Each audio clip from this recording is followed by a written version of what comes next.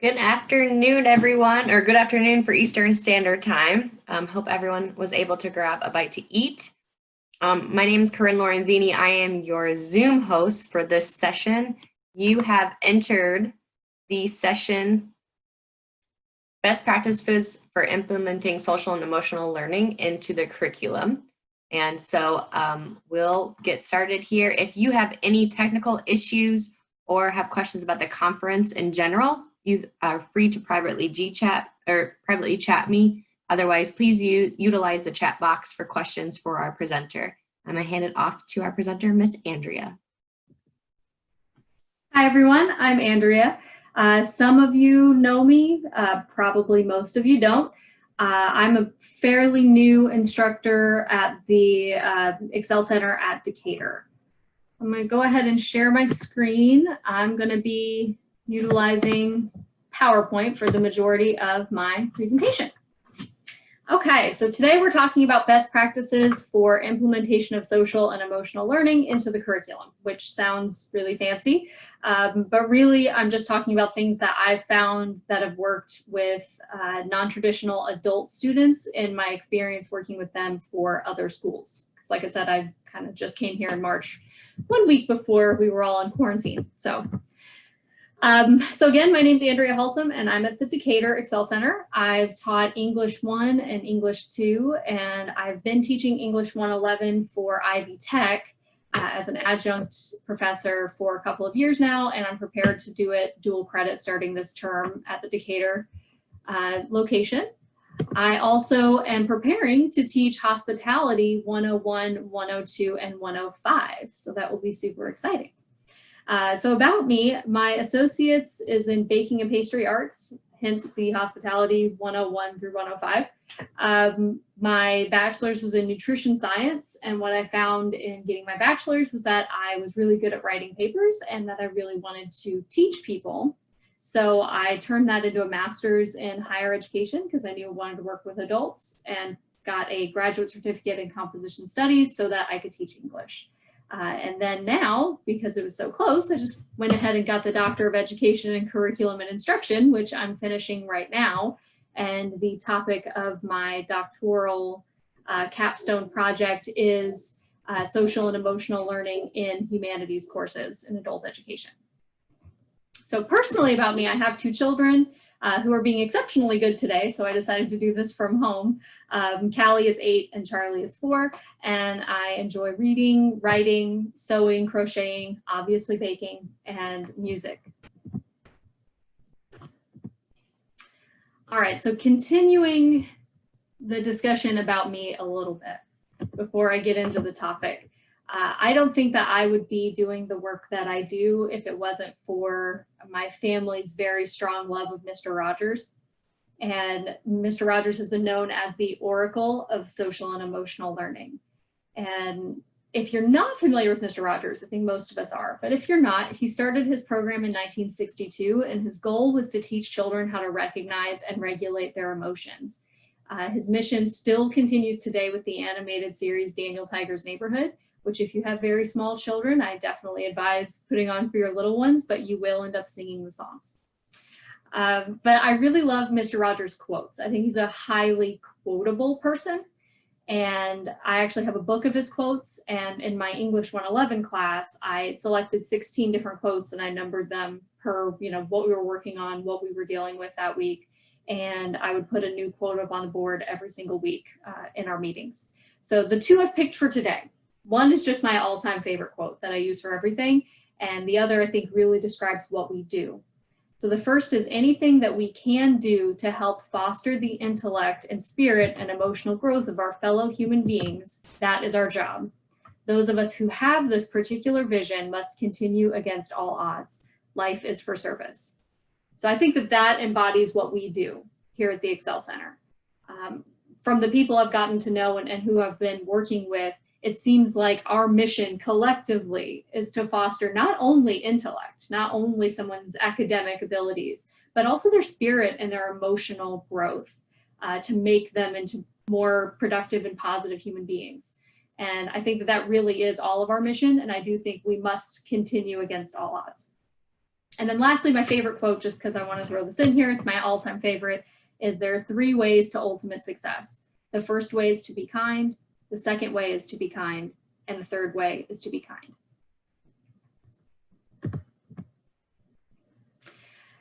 Now, I started building this before I knew exactly how deeply entrenched the Excel Center as a network is in social and emotional learning. So I understand most of us probably know what social and emotional learning is. But just as a quick recap, if there's anyone here who doesn't have a firm understanding, because when I pitched this to my mentor for my doctoral program, he had no idea what social and emotional learning was. So I included this slide. But social and emotional learning is the process through which children and adults understand and manage their emotions, set and achieve positive goals, feel and show empathy for others, and establish and maintain positive relationships and make responsible decisions. So it's a lot of components that definitely apply to not only children. I think a lot of the information that's out there is for children, but also for adults. So the 5 concepts, just as a quick recap, because I'm going to talk about it a lot. The 5 concepts of SEL include self-awareness, so recognizing your own emotions, self-management, regulating your own emotions, relationship building, so positive interactions with others, but also being able to recognize negative interactions with others, social awareness, so social norms, recognizing those social norms and those social cues, and also having empathy and being able to take perspective. And then responsible decision making, so making positive choices, setting personal goals, time management, self-accountability, a lot of parts to that last one.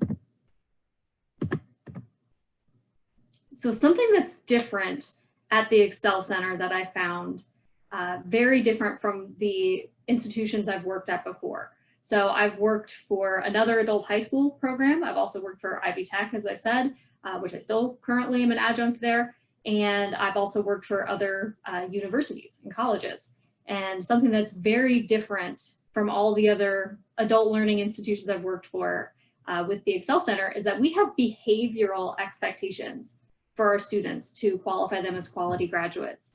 Students must show aspects of professionalism, and basically from what I've gathered, what that entails is the dress code, so just meeting a minimal dress code, being on time, so time management, that's not just physically to class or to the building or to your Zoom, but also in turning in your materials.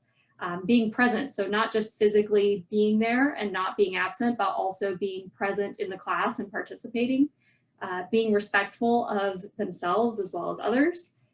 Language, so just professional demeanor and professional language. So not necessarily that you speak, very professionally at all times, but just being mindful of where you're at and the way that you speak, maybe reducing the kind of slang that you use, or not using profanity, things like that.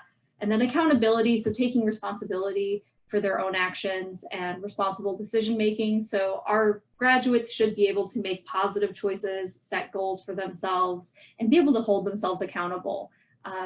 The goal is that by the time they are done with our program, if they fail a class, they look back and say, what did I do wrong? Instead of saying, oh, that teacher hates me and failed me. That's the idea. Now, in order to prepare students for this aspect of graduation and to prepare them for their future career or in academia, we really need to build these skills in the classroom as well as outside the classroom. Now, social and emotional learning. As I said, when I started this presentation, I did not know that the Excel Center was so entrenched in SEL as an institution already. But knowing that, it still doesn't hurt to give an explanation as to why I feel that this is important. So social and emotional learning is a criteria that builds student skill sets and aligns with those professional behaviors that we just went over. My little example here, you see these little faces with these different expressions and this open box. That's supposed to be a picture of an emotional toolbox. So knowing our student population at the Excel Center, they're non-traditional. And that kind of is, to say the least, they're non-traditional. But they've been prone to failure and barriers in the past, and really need to acknowledge that many of our students came to school have suffered trauma. So when I say trauma, I mean not just kind of what we think of initially when you say the word trauma, but also just emotional issues that have been presented to them. Like we have students who came from foster care. We have students who maybe battled homelessness. We have students who came from another country and maybe suffered some severe trauma in the process of coming to our country or in their previous country. So there's a lot of ways, but a lot of our students have likely suffered some form of trauma. And with what I found teaching English 1 and 2, the majority of the students in English 1 or 2 are going to either be new to the English language or they're going to be special needs. And if they're new to the English language, they're also new to American culture. They may or may not have had a formal education before coming here. And thus a lot of them are not familiar with subjects like mental health. Like they've never heard of mental health. They've never heard of mindfulness. They don't have, sometimes it's just as simple as they don't know the words we use to describe our emotions. They're different words in their language. And so giving them that background of how to express themselves is really, really important. And that brings us to mental health. So a lot of this is also research that I've done and compiled as a basis for how to implement this. And in my research, I found that mental health has been shown in various studies to be vastly improved in students who are in a program that has an SEL-focused curriculum. What they found is that this is largely due to communication skills. Students were internalizing their emotions, and then once they had the toolbox, the toolkit, they were able to express themselves. They were no longer internalizing, and their mental health improved. Another aspect of SEL's impact on mental health is, like I said, the introduction of concepts to students who maybe have never been exposed to those concepts. And it opens the door for them to be able to communicate not just with us, but also with their employers or in their personal life, their family members, their friends, to be able to communicate overall, and it will improve their mental health across the board. So how and when? This is pretty simple for me. When to implement SEL is as early as possible in the program. The day they walk through the door, we want to be showing empathy. We want to be giving students the information that they need to be able to handle and manage their emotions. We want to support those behavioral aspects early on. We want to start it from day one, so we're not just at the end of their program trying to cram all this information. From day one, we want to make it an open and emotional area. Now, how will vary. That definitely varies based on the way that it's being implemented. So for instance, in an English course, we may use strong emotional themed readings, and we may have discussions and writing prompts and things that build on those SEL concepts.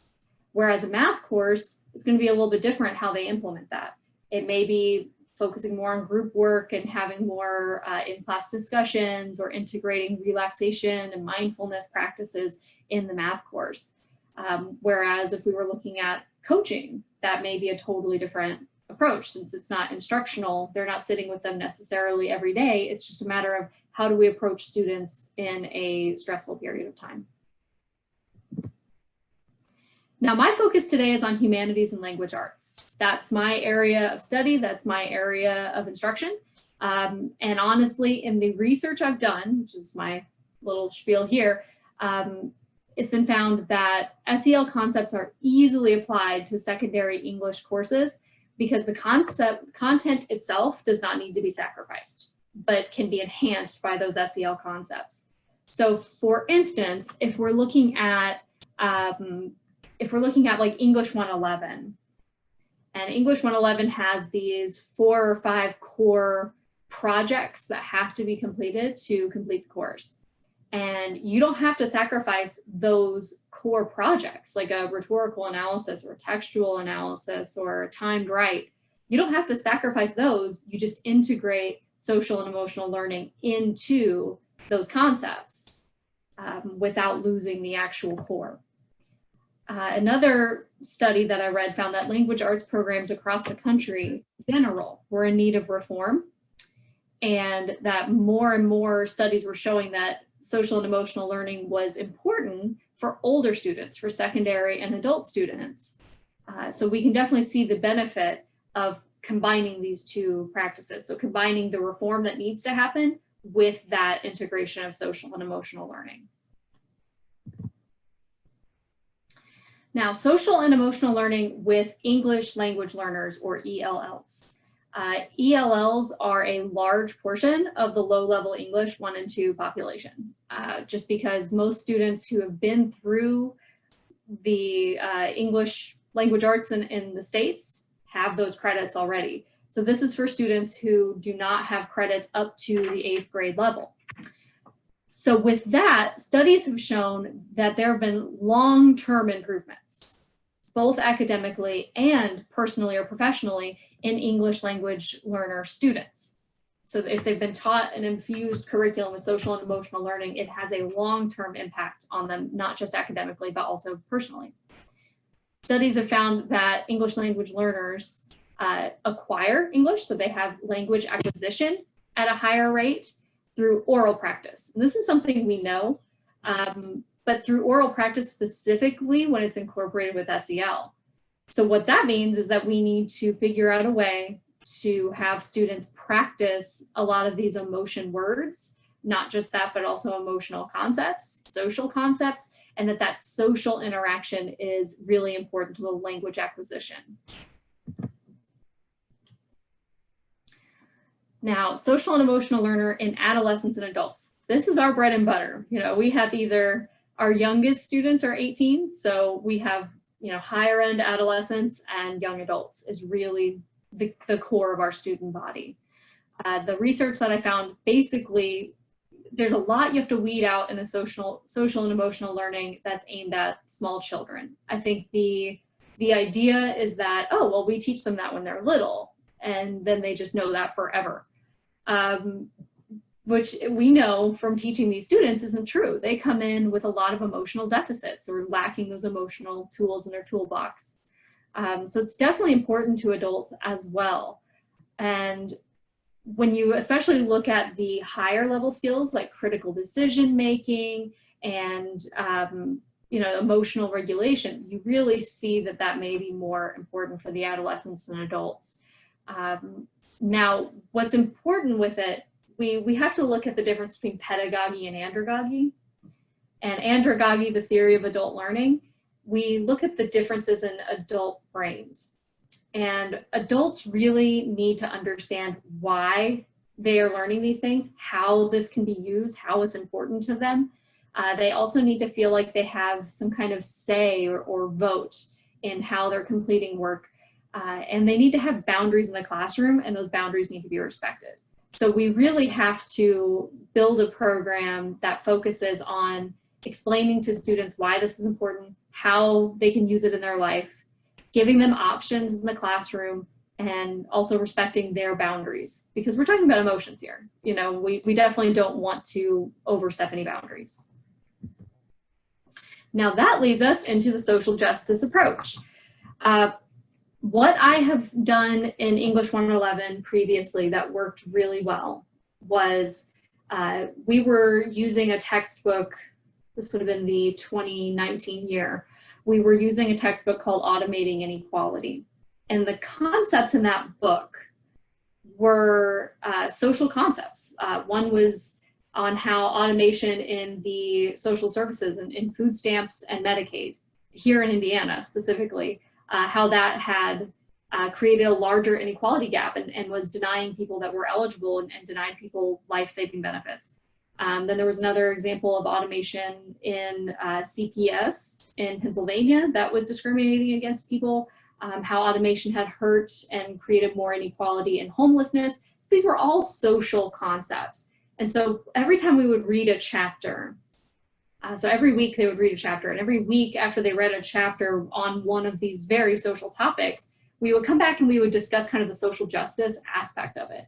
And we would have, that was kind of the basis of the writing prompts. And, I didn't know very much about social and emotional learning at the time, but I was actually following a social and emotional learning curriculum before I really knew that I was doing that.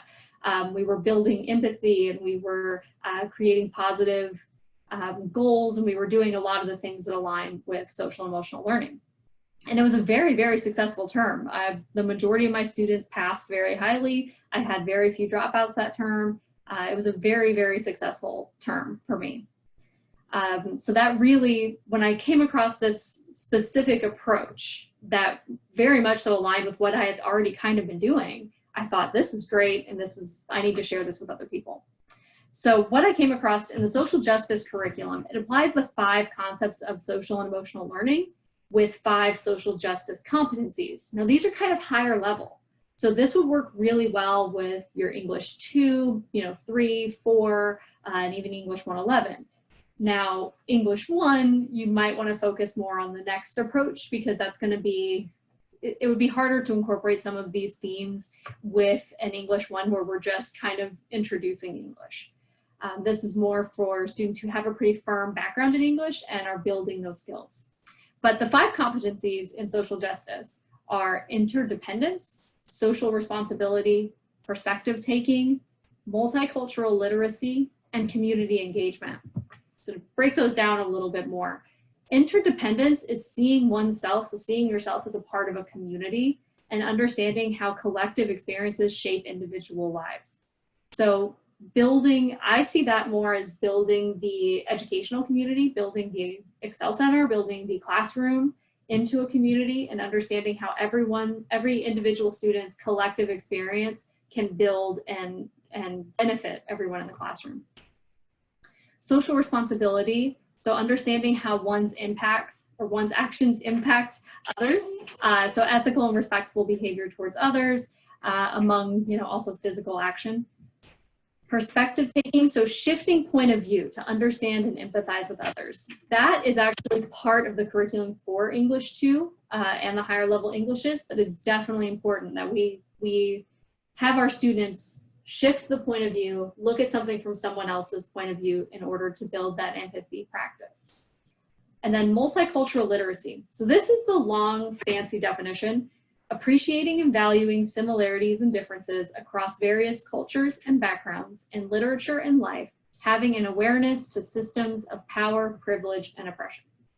However, the way I've taken that I take it a little bit differently, because as a student, I was taught, they had the multicultural aspect of K through 12 learning, but it was literally like, okay, this week we're going to read a story from Japan, and then next week we're going to read a story from Nigeria, and now we've accomplished multicultural literacy. And I didn't want to be that blanket. I think that America itself is built on many different cultures. And I think it's important to explore the cultures that are in the room, the cultures that are there. And I think it's important to look at culture as a more multifaceted thing than just nationalist. Not just, this is America, and then we have Mexican culture, and then we also have Chilean culture, but we also have Nigerian culture. More of, we have African American culture. We have, female American culture. There are definitely stories written from a female perspective that build that female point of view. I use a great story that's on gay rights. The gay experience, that's a cultural experience. So we're looking at all these different cultures that are within America, and that can definitely build different backgrounds. And it can also build respect for different backgrounds, as well as building just knowledge of those systems of power versus those systems of privilege versus those systems of oppression. So that's my view of multicultural literacy. And then lastly, community engagement. So actively participating in the educational community. So again, as we said in the beginning, building that community, that educational community, and then participating in that educational community. Now, ruler, this is the method that I looked at for English 1. This is kind of building those kind of first two concepts of CASEL, so self-assessment, self-management. The R in ruler stands for recognizing, just recognizing your own emotions. The U is for understanding, so understanding what that emotion is, where it comes from, why you have it. Labeling it, so giving a name to it, and giving a name to an emotion that you recognize in someone else. And expressing, so letting others know how you feel, being able to express it positively versus having an outburst. And regulating, so managing your emotions internally and productively, being able to deal with your emotions and not have outbursts. So those are the core competencies that I use for English 1. Now, how I implement these, or how I recommend these get implemented. In English 1, focusing on the first two concepts of SEL, so self-assessment and self-management using the ruler method, and then in English 2 and the Englishes above, English 3, 4, and 111, focusing on kind of the last two competencies, so the responsible decision-making and social awareness, and the relationship building. You kind of start in English 111, having them work in groups and role play and do things, and just continue that throughout the higher level Englishes. And I definitely encourage using the social justice platform and those competencies in the higher level Englishes. Now, some practices. Here's how we got the name, best practices. Practices to enhance self-assessment and skills in English 1. So number 1, emotion word vocabulary. Having students, just giving students the names of the emotions. And, you know, I really like the idea of having them go to thesaurus.com or use a physical thesaurus if you're in the classroom and actually give multiple synonyms for each word. So they learn different ways to express those emotions, not just here's what it is and here's its English name, but also here are some other English words that describe that feeling. Then a self-portrait, so basically filling out various self-assessments and identifying potential areas of growth to create goals for improvement. And then lastly, affirmation writing. So just one sentence affirmations. I really like this at the start of every class. Let's do an affirmation as a class as to how we feel about today. What are we gonna do today? Today we are gonna overcome our goals by blah, blah, blah. And building those affirmations on the board together as a class every day. Some practices for self-management skills. So again, the self-portrait, I really like the idea of a self-portrait, but it also gives them, especially if they struggle with managing their emotions, it gives them the opportunity to say, this is something I want to work on. I want to work on, not being angry, not having angry outbursts at work, or not having angry outbursts at home, whatever the situation is. Case study, so reading stories with high emotional themes, which I have a little asterisk by because we're going to talk about some literature recommendations I have. But stories with strong emotional themes and asking them how that character could have reacted differently or better, having them work in groups and maybe role play those emotional situations and how that could have been done or handled better. And then partner practice, so in just groups, role playing various emotional situations, and that also can be positive and negative social interactions, and having them, okay, here's a script for a negative social interaction. Now make it positive. How could that have been better? Or here's a positive one. Let's show me how it could be negative. How could this be taken the wrong way? Now in English 2, using those higher levels of CASEL, the higher competencies. So number 1, literature choice. So choosing literature that has emotional and social justice themes, ways that you can discuss different social justice issues from that literature is important. I have some really good ones I'm going to go over here in a couple slides. Discussion, so open discussions in class. Now this can be, if you're physically in the room, you can have open discussions as a class. And it's always good to open with, this is a safe space, nothing you say is going to get you in trouble, since we're talking about kind of hot button issues. But open discussions in class, or if you're online using Google Classroom, or if you're doing dual credit through Ivy Tech using something like Canvas, there's the option for discussion modules, and you can have students replying and having discussions digitally. But that interaction with each other is important. And then of course, writing. So students just using the themes, the conflicts to create the writing prompts. So students will be writing, practicing their writing and writing effectively, but using those social and emotional concepts. Now, to enhance responsible decision making. So again, role play, I love the idea of role play. I love the concept of having students talk with each other in working groups. I definitely think that's important. But having them replay situations in the story, say, how could this character have done that better? And maybe having them act that out together. Time management. So we will address time management, at least in my class. I address time management and procrastination. And I even have them watch a TED Talk on procrastination. I have them fill out a time management chart that breaks down every hour of the day. And just for a whole day, just fill in exactly what you're doing every hour of the day. And you will find, oh, well, maybe if I didn't spend 4 hours on Netflix, I'd have more time to get my work done. And I had a lot of students that it was just like an aha moment where they said, oh, look, I have so much more time than I thought I had once I actually broke it down. So I love that tool. I use that in my class almost every term. And positive and negative relationships. So using examples from the text, and I'll go ahead and give one example and I'll talk more about it. But one of the stories I love is A Brief Moment in the Life of Angus Bethune. And that story has a lot of examples of positive relationships as well as negative relationships. And so like he looks at his parents, the thing that's unique about Angus's life is that he has 2 moms and 2 dads. The 2 moms are married to each other, the 2 dads are married to each other. And they're both examples of very positive, loving relationships. And they co-parent beautifully and they're wonderful with Angus and they love Angus and everyone's great. But then the negative relationships are the examples of his peers.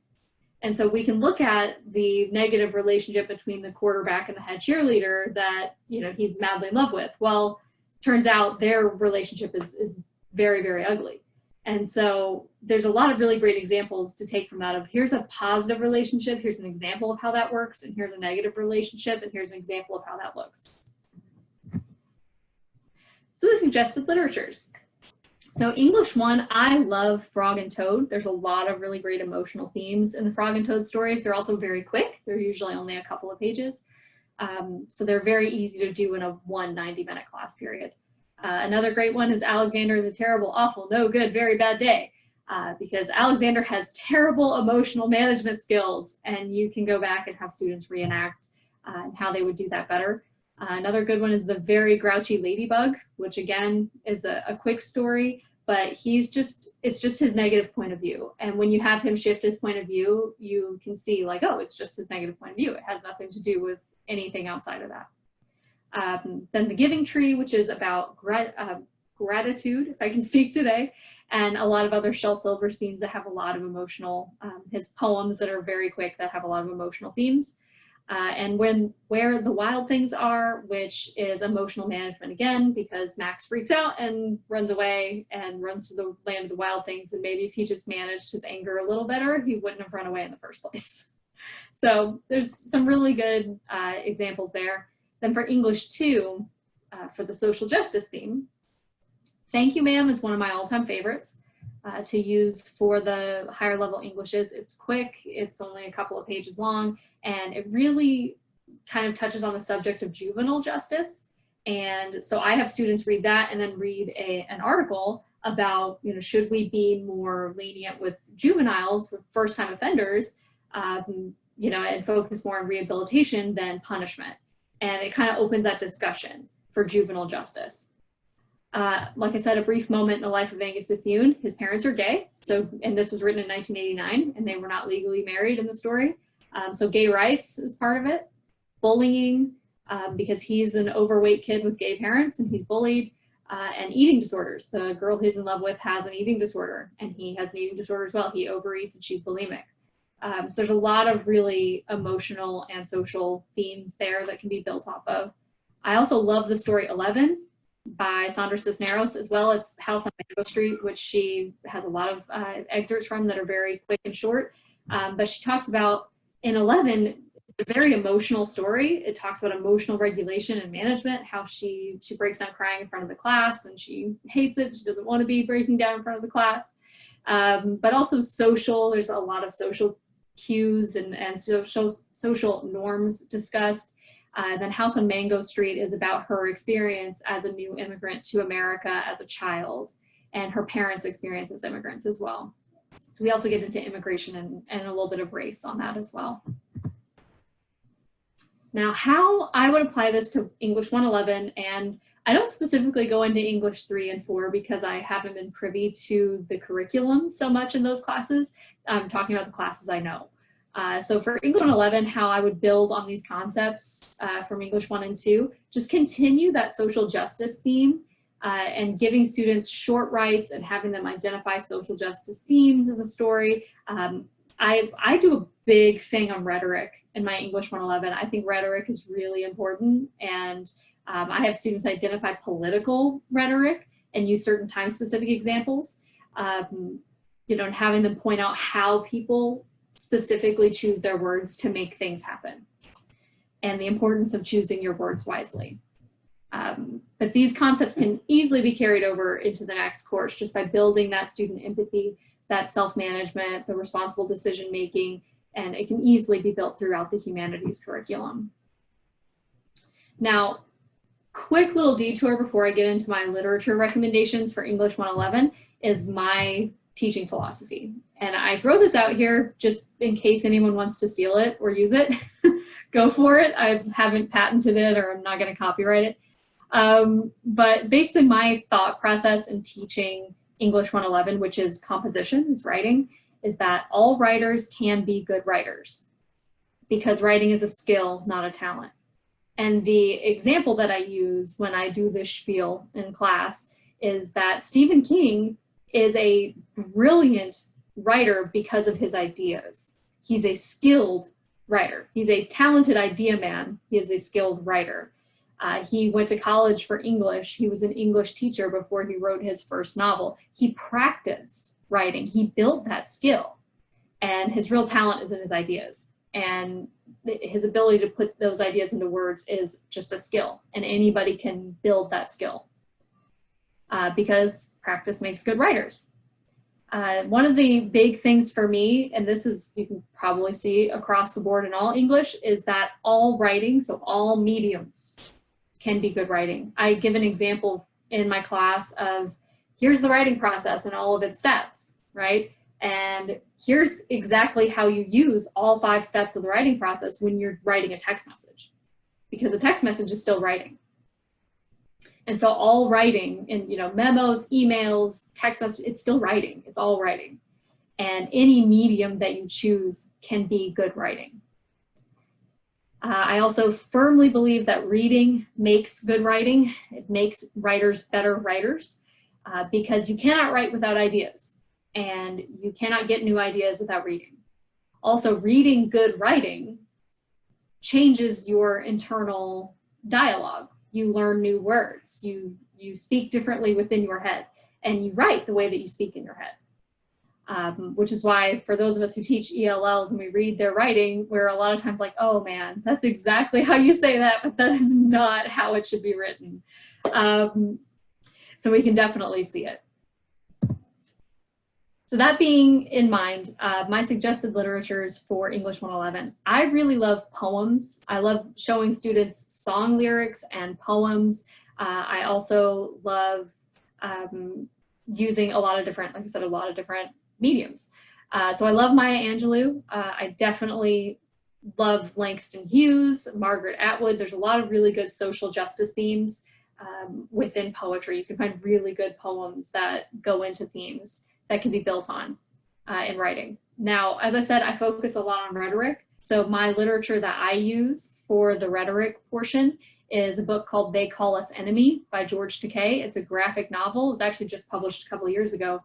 But he talks about his time in Japanese internment. And I actually have students, watch his TED Talk. And then after his TED Talk, we get into the actual literature. I love short stories as well. So The Lottery by Shirley Jackson, Minority Report by Philip K. Dick, The Fireman by Ray Bradbury, Harrison Bergeron. These are all strong social themes. And then I love to use just excerpts from novels. Oop, I went ahead. So if Beale Street Could Talk, the first 10 minutes gives you almost everything you need to know. The Glass Castle is a really good one for poverty, and The Pursuit of Happiness is a really great example. Really just chapter 8, I believe, in that book. It pretty much is his entire time of homelessness. It's a really great example of short-term homelessness and how he really turned things around for himself. Now, mindfulness. So mindfulness is an important component in social and emotional learning. It's a natural counterpart to social and emotional learning. So I love this quote. I just wanted to throw it in here. Mindfulness is the canvas, then social and emotional learning skills are the paint. So the two really go well together. And I think that in courses outside of humanities where we can focus the content on social, if we can't focus the content, like in a math class, maybe we implement mindfulness and reflection. And so maybe taking breathing breaks, having students come in and do 1-minute breathing exercise before they do anything else, before they get into their do now, just to kind of focus, especially if we have students who are there for 5, 6, 7, 8 hours. They're going from class to class to class to class. Maybe it's good to focus that down and really just look at the task at hand and what class we're in. So the proposed implementations, like I said, mindfulness can be implemented into almost any class. I think it's really important to help students reduce their stress and reduce possible overload or burnout. Social and emotional learning concepts should be implemented in any course where you see it's possible. I think from my perspective, I see how easy it could be to implement into humanities, but I definitely encourage outside the box thinking and implementing it elsewhere. Now, outside the classroom, I definitely think mindfulness techniques like breathing should be implemented for students. And outside conversations, if you see a student having a panic attack in the hallway, you should probably stop and help them breathe through it. But just any way that we can implement that outside the classroom should be encouraged as well. And I highly encourage students to journal throughout their experience, to record not only their emotions, but their experiences, so they can look back on that. All right, so I think we have a couple of minutes left here for questions. I'm gonna look in the chat.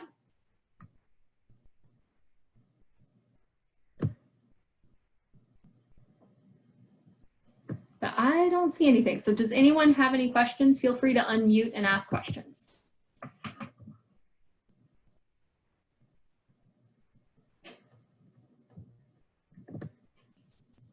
I have a question. This is Janae from GC and DC. So I actually was just curious about, I know we touched a little bit on the topic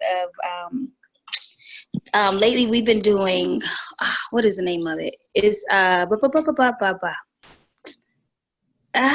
had the name, I had it in my mind. It's the social justice where we're basically like, it's like really forgiving. What is it called? Dang it, I lost my way. I lost it. I had it. I'll come back. Okay. Anybody else?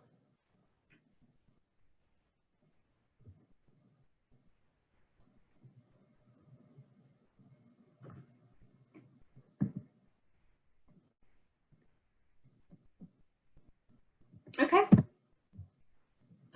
Well, I do want to share, I put all my references at the end of this. I think that they will email this out to everyone after the presentation. So feel free to look at any of the resources I've identified here. Trust me, they're all within the last 10 years. It's a requirement of my doctoral program. But if you have any other questions or ideas or anything, definitely email me or let me know if you need anything or would like any more information.